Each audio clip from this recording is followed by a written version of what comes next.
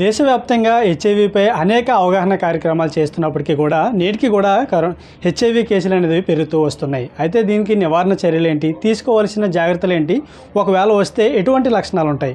మనతో పాటు విశాఖపట్నంలోని ప్రముఖ వైద్యులు కూటుకొప్పల సూర్యరావు గారు ఉన్నారు. అడిగి తెలుసుకున్నాం. సార్ చెప్పండి, ఇప్పటికీ కూడా అవగాహన చేస్తున్నప్పటికీ కూడా కేసులు పెరుగుతున్నాయి, ఏంటి సార్ కారణం? హెచ్ఐవి అనేటటువంటిది ప్రధానంగా మానవుని ప్రవర్తనా సరళితో అనుబంధమైనటువంటి వ్యాధి.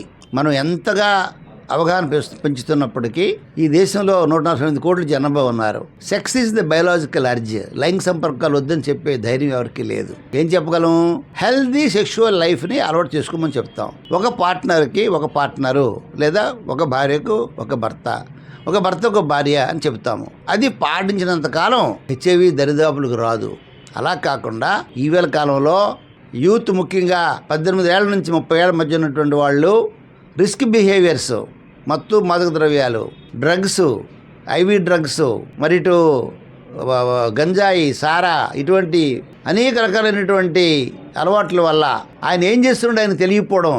అలాగే గ్రూప్ సెక్స్, ఒక అమ్మాయిని తీసుకురావడం, 6 అబ్బాయిలు ఆ అమ్మాయిని ఉపయోగించుకోవడం.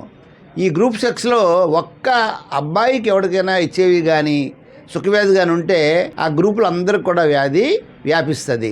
ఈ కారణాల వల్ల హెచ్ఐవి మరణాలు ఎలాగైతే స్టెబిలైజ్ అయినాయో హెచ్ఐవి వ్యాప్తి కూడా స్టెబిలైజ్ అయింది. కానీ ఈరోజు కూడా ప్రతిరోజు 8 కొత్త కేసులు భారతదేశంలో వస్తున్నాయి. ఇది తగ్గాలంటే నివారణ పట్ల యూత్ జాగ్రత్త వహించి safe sex, safe needle, safe blood, safe parenthood అన్న విషయాన్ని ఆచరించాలి. ఒకవేళ పొరపాటున వ్యాధి వస్తే అశ్రద్ధ చేయకుండా క్వాలిఫైడ్ ఫిజిషియన్స్ని కన్సల్ట్ చేస్తే పెప్ అనే వైద్యం ఉంది. పెప్ అంటే ఏంటంటే పోస్ట్ ఎక్స్పోజర్ ప్రొఫిలాక్సిస్. 72 గంటల్లో ఆ వ్యక్తి ఈ పెప్ డ్రగ్ వాడుకుంటే అది 28 డేస్ కోర్స్ ఇస్తామండి, వాళ్ళు జీవితాంతం నెగిటివ్ అయిపోతారు. అలాగే ఈవేళ డెవలప్డ్ కంట్రీ కెనడా, యూకే, అక్కడ ప్రెప్ వచ్చింది. ప్రెప్ అంటే ఏంటంటే ఎక్స్పోజర్ ప్రొఫిలాక్సిస్. సెక్స్లో పాల్గొనే ముందు నిరోధి నేను వాడను, నిరోధి వాడితే నాకు ప్లెజర్ ఉండట్లేదు, నాకు హ్యాపీనెస్ ఉండట్లేదు అనుకున్నటువంటి వాళ్ళు ఆ ట్యాబ్లెట్ ఒకటి వేసుకొని వాళ్ళు సెక్స్లో పాల్గొంటే వాళ్ళకి వ్యాధి రాదు. అయితే ఇవన్నీ సామాన్యులకు అందుబాటులో రావడానికి టైం పడుతుంది. HIV itself is a multi organ involvement. Liver దెబ్బతినొచ్చి కావేరులు రావచ్చు, కిడ్నీలు దెబ్బతినొచ్చు, అక్యూట్ కిడ్నీ ఫెయిల్యూర్ రావచ్చు, మరికొంతలోనేమో కంటిలో ఉన్నటువంటి సెటమికల్ వైరస్ వల్ల గుడ్డైపోవచ్చు.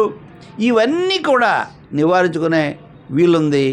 దయచేసి సాధారణంగా హెచ్ఐవి అని రాగానే ఆ వ్యక్తికి ఇమ్యూనిటీ బాగా ఉంటే జబ్బు యొక్క లక్షణాలు ఆలస్యంగా బయటపడతాయి, వాడికి లక్షణాలు ఆలస్యం కనిపిస్తాయి.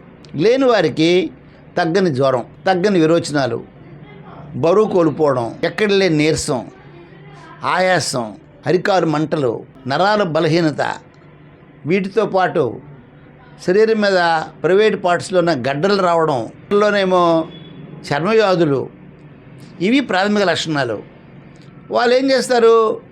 ఈ లక్షణాలు వచ్చినప్పుడు పట్టించుకోకుండా అశ్రద్ధ చేయడం వల్ల ఫస్ట్ స్టేజ్లో ఉన్నటువంటి హెచ్ఐవి వాడు 3వ దశకో 4వ దశకు వెళ్ళిపోయి అప్పుడు మా దగ్గరకు వస్తున్నారు. అప్పుడు ఎంత కష్టపడినా మేము వారి తగినటువంటి సహాయం చేయలేకపోతున్నాం. అదే తెలిసిన వెంటనే వైద్యుని సంప్రదిస్తే 75 ఏళ్ళు ఆరోగ్యంగా జీవించవచ్చు. సార్, ఫైనల్గా నేటి తరం యువతకి ఏం చెప్పాలనుకుంటున్నారు? హెల్దీ సెక్షువల్ లైఫ్ని మీరు నేర్చుకోండి.